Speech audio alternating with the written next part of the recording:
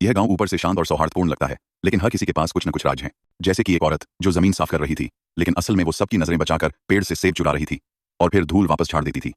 पादरी बाहर से चर्च जा रहा था, लेकिन असल में वो शराब पीने जा रहा था। शराब पीने के बाद वह कैदी से मिलने गया, सिर नीचे झुकाया, थूका, फिर पलटकर प्रार्थना करने लगा। वो कैदी कई सालों से भागने की योजना बना रहा था, और यह सब एक बूढ़े आदमी ने देख लिया। वह बूढ़ा आदमी जल्दी से अपने कमरे में जाकर सोने के सिक्कों से खेलने लगा। गुंडे ने चाकू कांटा उठाया। उसकी पत्नी ने उसे खाना परोसा, लेकिन उसने खाते ही उल्टी कर दी। पत्नी ने टोकरा उठाया और बाहर निकल गई। जैसे ही वो बाहर आई, उसने पड़ोसन से बातें करते हुए सब्जियां तोड़ना शुरू कर दी। इसी दौरान उसने ऊपर देखा तो पाया कि कोई उसे खिड़की से देख रहा है, तो वह शर्म से लाल होकर वहां से चली गई। चश्मा पहने आदमी ने उस औरत को मुंह चढ़ाया और फिर पेड़ लगाना जारी रखा। पादरी चर्च में बैठा शराब पीते हुए प्रार्थना कर रहा था। प्रार्थना के बाद सभी लोग अपने घर लौट गए।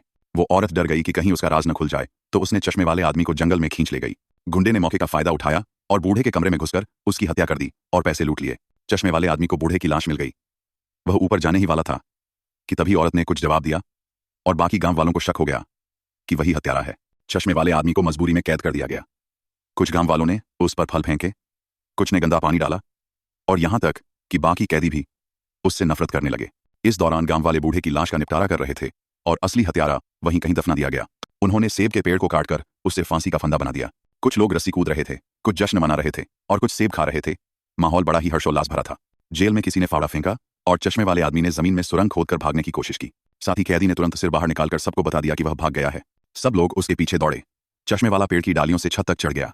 उधर गुंडा जब अपने कमरे में पैसे गिन रहा था, उसे छत से आवाज आई। गुंडा छत पर चढ़ गया और चश्मे वाले का चश्मा छीन लिया, लेकिन वह यह उम्मीद नहीं कर रहा था। चश्मे वाले ने उसे घूंसा मार दिया और गुंडा नीचे गिरकर मर गया। गुंडे की पत्नी चश्मे वाले को वहां से ले गई। चींटियों ने लाश ढूंढ ली और वहां सिर्फ कुछ हड्डियां बची थीं। अगले दिन गांव वालों ने जमीन पर पड़े चश्मे को देखा और सोचा कि वह आदमी गिरकर मर गया। उन्होंने फांसी का फंदा हटा दिया और अपने अपने घर लौट गए। पादरी फिर से शराब पी रहा था और औरत फिर से झाड़ू लगा रही थी।